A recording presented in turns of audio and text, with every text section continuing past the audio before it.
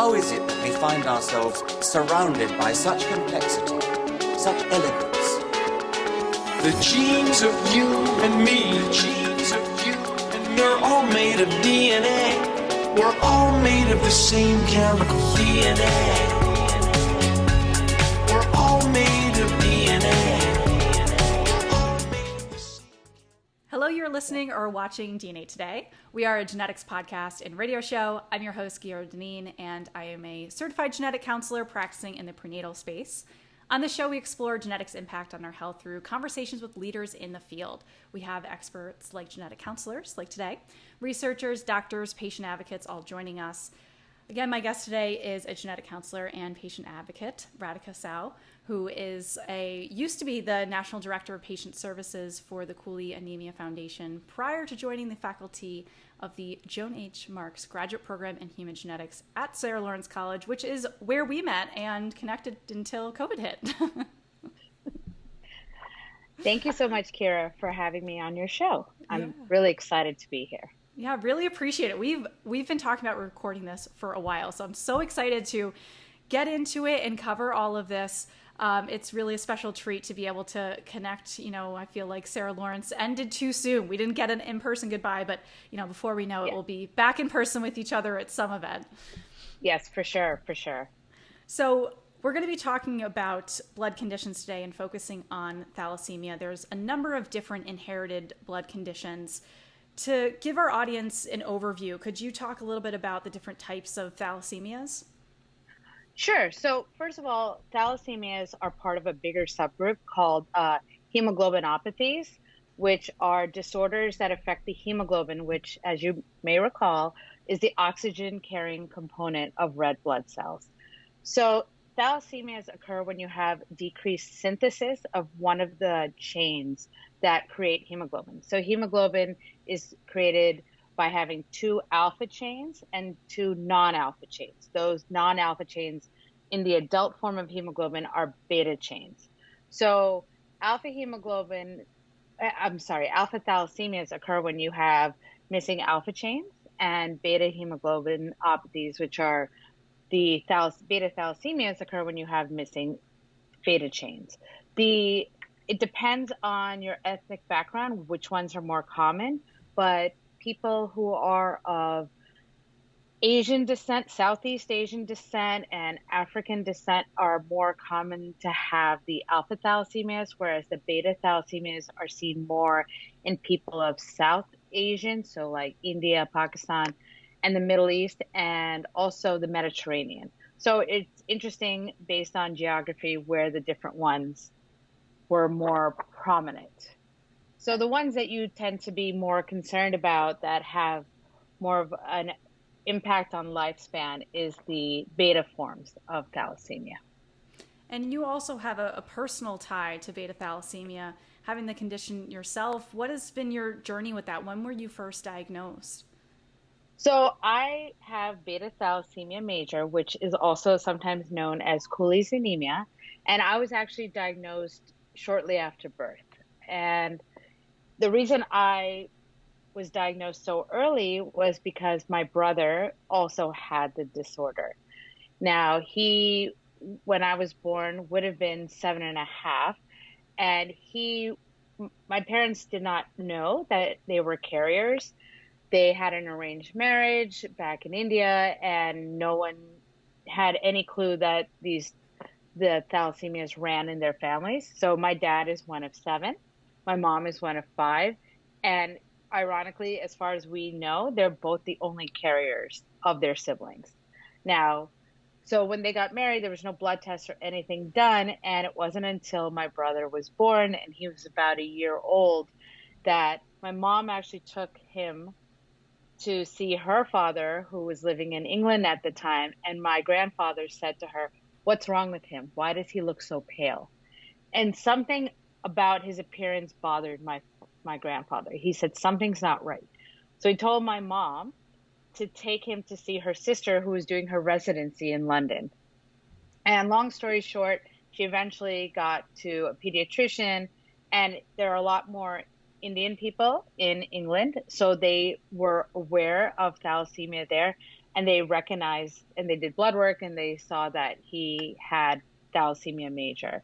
And so they said, when you get back to the States, you need to let your pediatrician know, and he needs to start getting transfused. So that was how they discovered not only that he had thal major, but that they were both carriers of this recessively inherited condition.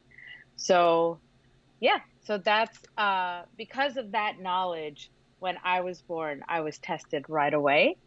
And my mom used to tell me, she took one look at me, and without any testing, she said I looked exactly like my brother. So she knew it in her heart that I would have the same diagnosis before any testing was done. So really, I had the benefit of his diagnosis. And without that, it probably would have been similar, where you would have been undiagnosed, started having symptoms. Maybe at that point, your grandfather would have pointed that out, and having that information. That it's really good that he picked up on that. It sounds like it maybe would have been undiagnosed longer for your brother. Yes, exactly. It's sometimes hard, as my mom was a new mom. She didn't know what to look for, but I unfortunately never met my brother because he passed away 3 months before I was born. But in looking back at baby pictures, I can see how he was very pale, and he started to have a little bit of the facial features which happen when you're not transfused regularly. And if you look at the pictures when he was very small, his abdomen looked slightly distended, which probably meant he was starting to get splenomegaly, all of which are features of a child as they're first getting the symptoms of thalassemia.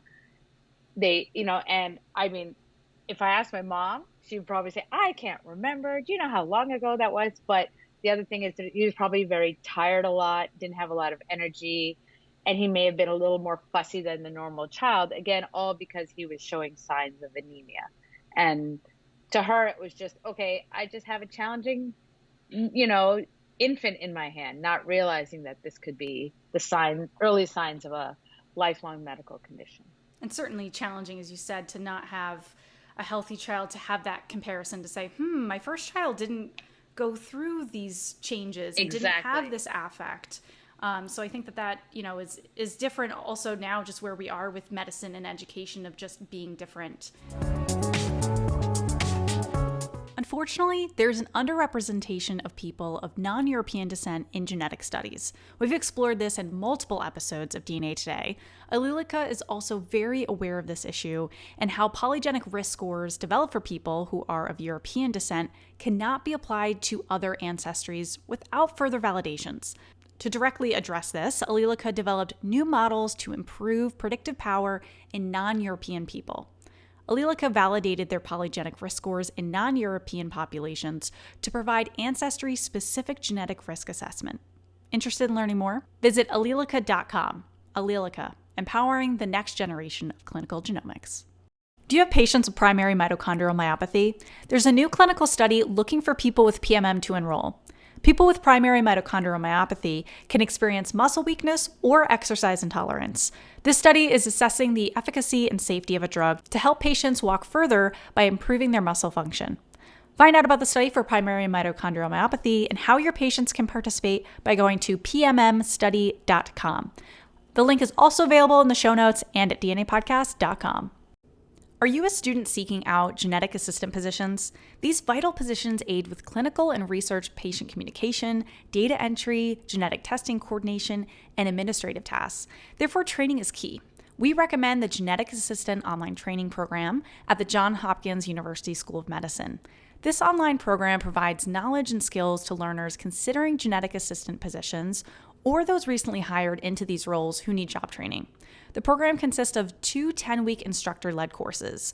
At the successful completion of the program, learners will receive a certificate of completion from the Johns Hopkins School of Medicine and the McKusick-Nathans Department of Genetic Medicine. Applications are being reviewed for the spring 2022 cohort starting January 31st, and a limited number of spots are available. And if now isn't the best time to enroll, a course will also be starting in June 2022. All you need is a basic understanding of science, particularly biology. Don't wait though. Check out the Genetic Assistant online training program at Johns Hopkins University School of Medicine now. Click the link in the show notes for this episode for more information. You can also access that link via the blog post for this episode available at dnapodcast.com. So you mentioned blood transfusions as being part of the treatment for this. How often do you get blood transfusions? So my journey has changed as I've aged. So the blood transfusions people get will depend on not only their blood count, but how their body size, right? So when I first got my initial transfusion when I was 18 months old. And I was so small, I couldn't even get an entire unit of blood, right? Because you're 15, 20 pounds? I can't remember what you're supposed to weigh. It's 18 You months. Probably don't remember. You'd have to have your mom tell you that anyway. I don't even think she would remember, but you're very small, right? So as you get older, your blood requirements increase. So that I believe by the time I was 3, I was going maybe every 6 weeks. And I believe by the time I entered kindergarten, I was going once a month for 1 unit. And then that became 2 units. So, and then by the time I was in high school, I was going, I had to get 2 units of blood every 3 weeks. And by the time I was in grad school, in my early 20s, I was getting 2 units every 2 weeks. And that's more or less what a typical adult with beta thalassemia major goes for. They get blood, usually 2 units every 2 to 3 weeks. And everyone's slightly different depending on their mutation. So with beta thalassemia, you have 2 types of mutations. You have a beta null, where you produce absolutely no beta globin. And then you can have a beta plus, where you are producing some. So for me, both my mutations resulted in a beta null, so that I make absolutely no beta globin. The only normal hemoglobin I make is a little bit of fetal hemoglobin that we all make, right? So if I don't get blood transfusions, it's not going to be a pretty picture, and I will eventually die. People who have 2 beta pluses have intermedia, and they will make a minimal amount of hemoglobin, so they actually do not need transfusions to live, but it definitely does improve their quality of life because they'll go around with a moderate anemia. And then there's people who are kind of in the middle who have a beta plus and a beta null mutation. So they're making just a little bit. Those people are mostly considered majors like me, but they may be able to go 3 weeks or 4 weeks between transfusions versus me, who can only go 2 weeks. So it's definitely something you have to learn to schedule your life around. I actually was just there today, and I have my bandage on my hand, and I was there from say 9:45 till about 3:45. So I was there for a good 6 hours getting my blood, and I've tried to calculate how many units I've gotten over my lifetime. I'm 46 now, and I think I've gotten probably 1,800 units of blood. Wow. That's a lot. Yeah, it's a lot. That is a lot. And I didn't realize how long it took to receive the transfusion. I figured, no experience with this myself of it must just take an hour because when I've donated blood, that's, I'm not there for very long. But very different when you're receiving blood and you're probably receiving more than someone is donating. Does that make sense? You are, but it's more that you have to have your body acclimate to the fluid coming in. If you push fluids too fast, it can cause fluid overload and can put a strain on your heart. So they slow, and part of the whole process is simply they have to start the IV, right? And that isn't always easy for someone like me who has received hundreds of IVs over their lifetime. So I have scarred veins. So I'm lucky that I actually, knock wood, have pretty good veins, and I rotate my sites. So I had it on my wrist today. Sometimes I have it on my hand. Sometimes I have it on my upper arm, my elbow. There's different places. I keep moving the sites around so I don't build up too much scar tissue. But there are some people who just naturally do not have good veins, and they need a port in their chest, a catheter. So the initial problem is literally getting access to the person's veins, right? And getting that started and making sure it flushes. Then they have to the blood is kept in a freezer, so they have to bring it down. They don't leave it lying around. They have to have two nurses checking it to make sure it's the right blood that was matched to you and your needs. And they check to you, what type of blood type do you have? What is your birthday? Again, all these checks and balances, because the last thing you need to do is give me the wrong blood and cause a reaction. So that causes everything takes time. And even they started at a very low rate, because if you're going to react to the blood, you usually react pretty quickly. So they watch you for the first 15, 20 minutes to make sure everything's going good. They check your vitals, then they increase the rate. But generally, each unit of blood takes 2 hours. And in between, they flush it with saline to make sure that you get every last drop of that liquid gold. Yeah. So, and even after everything is done, they make you stay a half hour to make sure, okay, let's make sure there's no post-transfusions reaction. So when you add up all that time, it does generally take 5 to 6 hours for 2 units of blood. And for you, that's every 2-3 weeks, and that's for most people. So that is a considerable amount of time. And even scheduling vacations, if you're looking to go somewhere and you're like, well, I need to make sure I'm back for my transfusion, because I imagine that would be very difficult to be coordinating like somewhere else if you're outside of your hometown. Oh, yeah. I've never, ever, ever gotten blood in anywhere but where my doctor is, my clinic is, because I know what to expect. And if I were to do it in another country, I don't know what their rules are, even in another state. The problem is most people, if you had the blood count I had, so today when my pre-transfusion hemoglobin was 10.5, which is considered mildly anemic, right? Normal would be over 12. They would not give you blood. They'd say your count is way too high. It's fine. Most blood banks only give blood if your count is under 7. So your hemoglobin has to be under 7. But it's a fight all the time that hematologists have to have with blood banks to say, this is someone who's not going to naturally make it up on their own. You cannot let them have their hemoglobin go down so low, because it's going to cause strain on their heart. And if you're younger, it's going to impact their growth and development.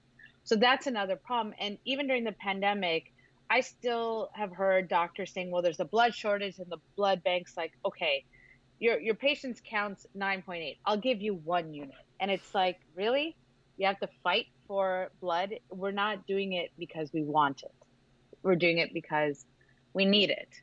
So it's frustrating. And even people who live in other states, I thankfully live in New York, where we have a good population of patients with thalassemia. For instance, my clinic has 20 of us, which is good.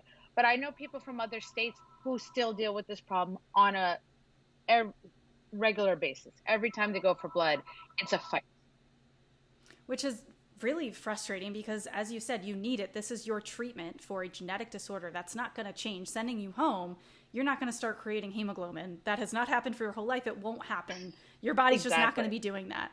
So, especially with this pandemic, I remember that we were talking about it more in the height of the pandemic early on, that there, as you said, was like a shortage of blood donations because so many people were at home just canceling anything that wasn't urgent to them.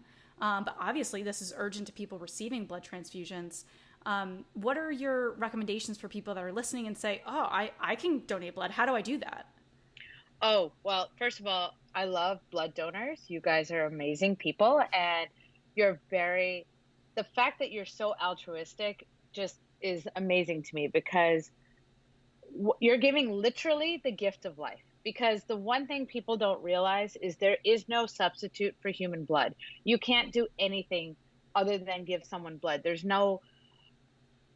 You can't 3D print blood. Like you can 3D print organs now, but there is no replacement for human blood, right? So when you give blood, you're helping 3 people, because you're able to do the plasma, the platelets, and the red blood cells, right? So you're giving lots of different components of the blood go to different people. So I only need red blood cells. So people can easily donate blood.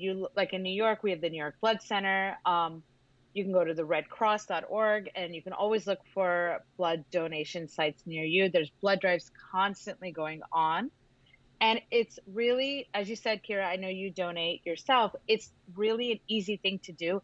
And believe it or not, it's actually healthy for your body because then you stimulate your bone marrow to make more blood cells, right? And so it's not only healthy for you, but you're saving someone's life. And it can be done every 56 days. Not that I'm saying you have to do it that often, but I will say most people are really scared about the needle.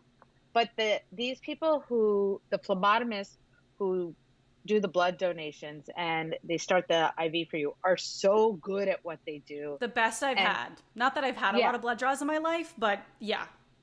They understand that you're nervous. They want to make it a good experience for you, and they will talk you through it, and they'll tell you what they're doing.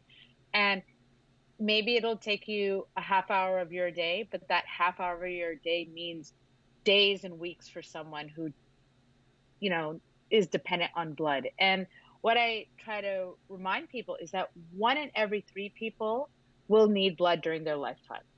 Think about that statistic, 1 in every 3. So yes, I'm one of those people that is going to need it because I have a genetic blood disorder, but someone who may get into a car accident, someone who may need surgery and they have bleeding during the surgery, someone who ends up, say, they get cancer and during their treatment need blood. So there are lots of different times that people may require blood during their lifetime. And if these blood donors are not there, then we're all in trouble. And the only reason I'm still here today is because of blood donors. And during the pandemic, it was really frightening because like everyone else, we were all stuck at home. And I remember going to my doctor and saying, "Do you have blood for me?" And they said, "Don't worry, we do." And the only reason that happened is because they canceled all elective surgery. Those are the surgeries where blood is always needed as a backup and oftentimes is required because there's bleeding during the procedures. So because they canceled elective surgeries is the reason why we were able to make it through that time.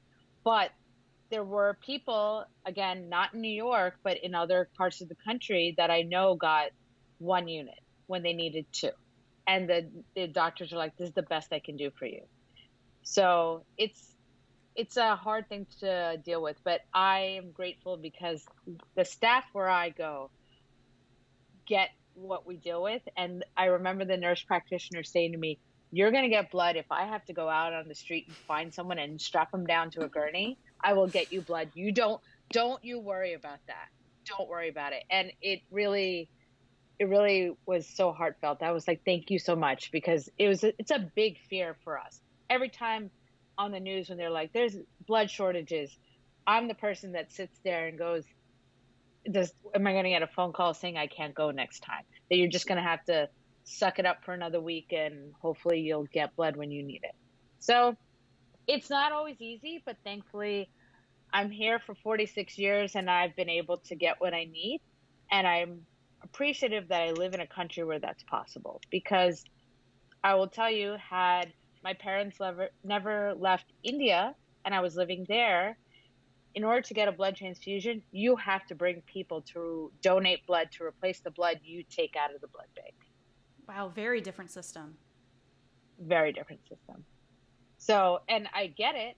It's probably because they have similar problems as we do here, where not a lot of people donate blood. So in order to maintain it, that's the policy they have. So challenging. Yeah, but, and it really is so easy to donate blood. I was a little nervous my first time and I was like, oh, that was so easy. Definitely going to be able to come back and just have it part of your, put it in so many times a year. You said every 56 days, right? Correct. Yep. Yeah.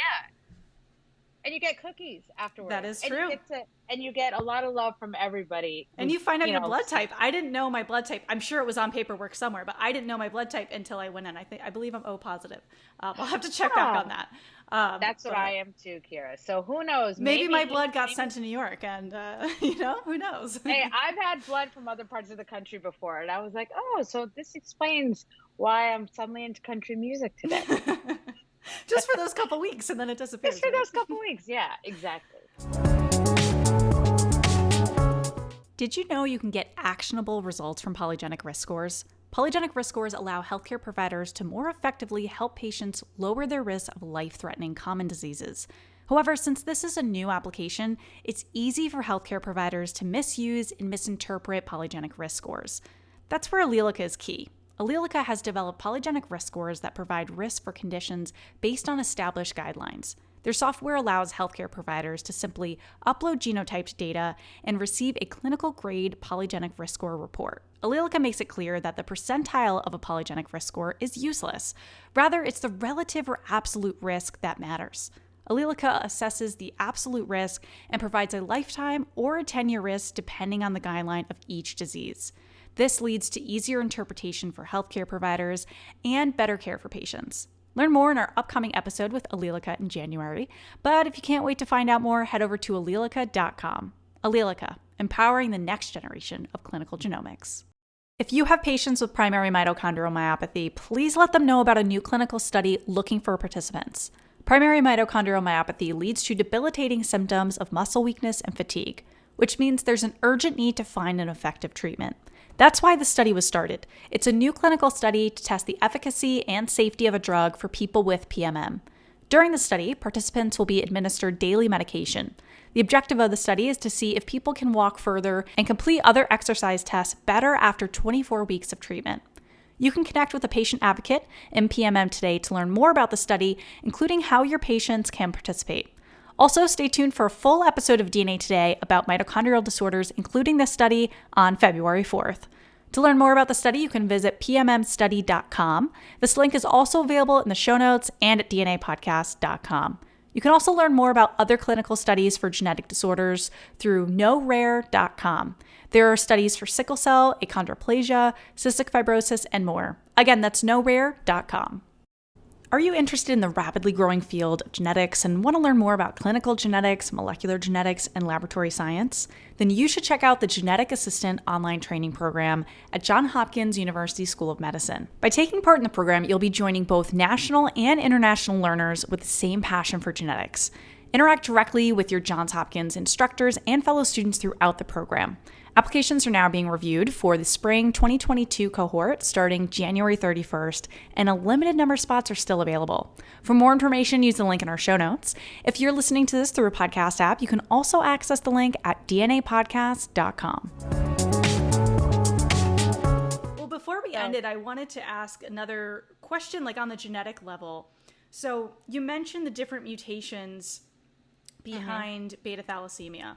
So the gene is HBB, and that's also the gene for sickle cell disease. So I wanted to pick your brain about this. What is the genetic difference, especially for carriers? I work in prenatal. So what is the genetic difference for someone that's a carrier of beta thalassemia versus sickle cell?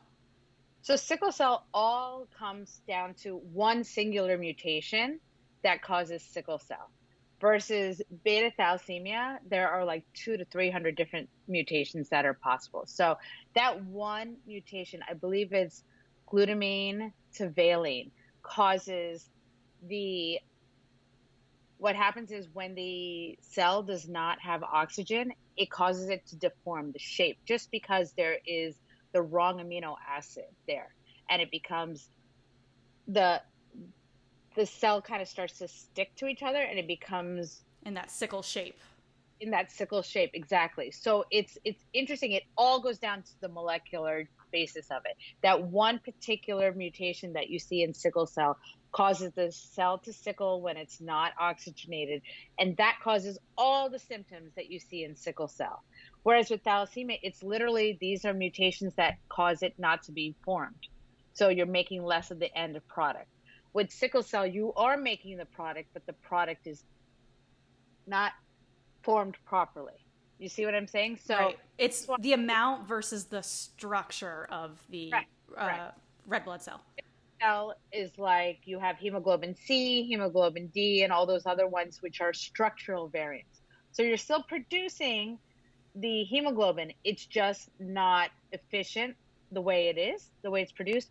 Whereas with the thalassemias, you're not producing hemoglobin, period. The mutation causes it not to be produced. So you're having a decreased amount versus a defective product. So that's the way, if you want to think about it like on a factory level, one with thalassemias, nothing is being produced. And on the structural variant side, such as sickle cell, it's like you're producing triangular shaped tires. You're Right. making tires. You're just not doing But they're not going to work. So it's similar in that sense. Yeah, Yeah. it's surprising because on the genetic level, if you look at like carrier screening, you know, it says, oh, this person is a carrier for, you know, HBB for the gene that they have some kind of variant they're a carrier for. And it would say in parentheses like, oh, sickle cell beta thalassemia. And it's like, it can be confusing on the genetic level because you look up the disorders are very different in that sense that you're describing of, you know, amount versus structure. But on the carrier screening level, sometimes it can be somewhat difficult. Did you go through carrier screening before you had your daughter? So obviously I knew from me that she's only going to get a defective hemoglobin from me. And with my husband, when we were dating and he was starting to get serious, and I said, okay, hold your horses there. You need to know my history. And I think we were dating for 4 or 5 months when he started to get a little too serious. And I'm like, okay, I didn't tell you a little part of me that is not actually little. It's a big part of my story. And I explained to him about my condition and my diagnosis. And I also explained to him at that time I was 22. And I said, I do not know anyone who's over 35 with this condition. So I'm telling you now, you have to understand that I don't know what my lifespan is. I don't know. I know my brother didn't make it past 7.5, and I don't know anyone really over 35. And at that point, I knew no one who had children with thalassemia. No one. So I said, I don't even know if I can have kids because a lot of thalassemics, because of all the blood transfusions, you get iron overload because you're getting blood transfused in. Your body doesn't produce its own blood. You suppress the bone marrow. And normally what we do is when your blood cell lives for 120 days, the spleen destroys it, and the iron from your red blood cells gets recycled into new blood cells by the bone marrow. But because we suppress the bone marrow by getting transfused, that iron has nowhere to go. So the blood cells still only live for 120 days and then they get destroyed. But what's happening with the iron? The iron builds up. So people who get blood transfusions develop secondary iron overload. And that iron overload is what causes a lot of complications. It can build up in the heart, it can build up in the liver, and it can also build up in the endocrine organs. So what ends up happening is a lot of people, if they don't stay up with chelation therapy, which is a drug treatment that removes the iron from the body, they develop these secondary complications, which can include infertility, especially in women, because it can damage the ovaries and the eggs. And the thyroid and the whole endocrine system can get damaged. So there were, for years before chelation therapy existed, and it was only transfusions, people survived, but then they had cardiac complications and they had liver complications. So just briefly, before the advent of transfusions, people lived until early childhood and then they died because they didn't have blood. Once they understood to do transfusions, people lived until their late teens, early 20s, and then died not of being anemic, but of iron overload. Now we know how to treat the iron overload, so people are living into their 40s, 50s, 60s even, and as long as they treat the iron overload, they don't have complications. So I was lucky. I started on a protocol when I was 5 at the National Institutes of Health. It was one of the youngest people ever they tried this chelator on. And because I was on it since so early, I don't have any of these comorbidities. I don't have heart no iron overload in my heart, my liver, and I don't have endocrine issues. So I was able to have a biological child. But when I was with my husband, or when we were talking about that, I had no idea that would be possible. Even the doctor said, we don't know. But so I told him, to answer your question, sorry, a little sidetrack. I said, you need to go give me your CBC. I know you're going to a doctor. I know they have this on paper. Give me your CBC. I need to see what your hemoglobin is. And his hemoglobin was like 15.4. I'm like, okay, you're clearly not anemic. And I'm sure I must have asked him what his MCV was, and it was definitely in the normal range. So because of that, I didn't even bother with the electrophoresis because I said, you're clearly not a carrier of thalassemia, so I'm not worried. So, and he had no family history of it. So we went in knowing that our daughter or our child would 100% be a carrier. And that's what exactly happened. She was born, she's healthy, she's a carrier. The running joke between me and her pediatrician is every year he does a blood, does a little finger stick, do a little basic blood work. He's like, oh, Seema, you're anemic. Oh, man. Shocker. And it's our running joke. I know. It's our running joke. Every year he's like, you're still anemic? And I'm like, really? Do you think she might have thalassemia trait? He's like, I don't know where she would have gotten that from. So it's our running joke. But yeah, but the good thing is I knew what to do and I checked. And I told him, and his answer to me was, it doesn't matter. And I said, well, let's back up before you say that. Let's check. Right. And thankfully, it ended up not being an issue. But the good thing is people can check from basic CBC. You can see right away. If an MCV is under 80, then you get suspicious. If the MCV is over 80, it's very unlikely that they're going to be a carrier. But now with genetic testing, we can test not only for thalassemias, but like you said, structural variants. And just to answer, when you said, like, there are cases where you see people who have both sickle, they carry both a sickle variant as well as a thalassemia variant, and that does happen. And in that case, they would have actually a form of sickle cell disease versus thalassemia. And the severity of it would depend on whether the thalassemia mutation was a null or a plus. So yeah, it definitely is a little more complicated, but it's important to understand that the variant may drive the phenotype versus having a deficient amount of blood for hemoglobin produced. So it's definitely, I know people hate the hemoglobinopathies. It is a little complicated, but I guess when you're like me and that's your life, you've learned to, I guess, love it, so to speak. Well, and crazy. You have such a great way of explaining all of this, because I know, when we were back at Sarah Lawrence in school, I was like, oh, here we go, hemoglobinopathies. Like, this is going to be really challenging. And it is, but then it's just like learning to read. Like, once you get over the hump, you're like, oh, okay, I got this now. So thank you so much, Radhika, for coming on the show and sharing all your expertise with this, coming from the genetic counseling perspective, but also coming from the perspective of having the condition and just sharing your experiences over time. I really respect you for just being able to, be sharing all of this personal information in a public format. And, I think, we were talking a little bit before recording that hearing about a person's experience, people remember that versus just reading a condition in a textbook. And I think that that's just so important. And I just really want to thank you for educating so many people, not just through this show, but so many years of genetic counseling students at Sarah Lawrence and just everybody that you've helped educate about thalassemias and much more than that. I do appreciate that. Yeah. I have to tell you just real quickly, it was at Sarah Lawrence that I actually finally decided to share my story for the first time when I was a second-year student. I grew up never telling people about my diagnosis. In fact, my father told me not to tell people because I grew up in the 80s when the AIDS epidemic blew up on the scene. And you're way too young to know this, but for those who are more in my age cohort, you might remember a boy by the name of Ryan White. He was he had hemophilia, and he got HIV through an infusion, and he was banned from school. They did not want him to go to school because he was HIV positive, and they were really frightened that he would infect the other children with AIDS. So obviously at that time, there was a lot of fear, a lot of misinformation about how it was transmitted. And they just knew he received blood products and now he had it. And so my father was frightened that if anyone knew I had it, that I would be banned from school. And education was always something he was very strongly promoting of. So it wasn't until I was at Sarah Lawrence and it was my second year. And I remember talking to the program director at the time, Caroline. And I said, Caroline, do you think I could share my story with my classmates?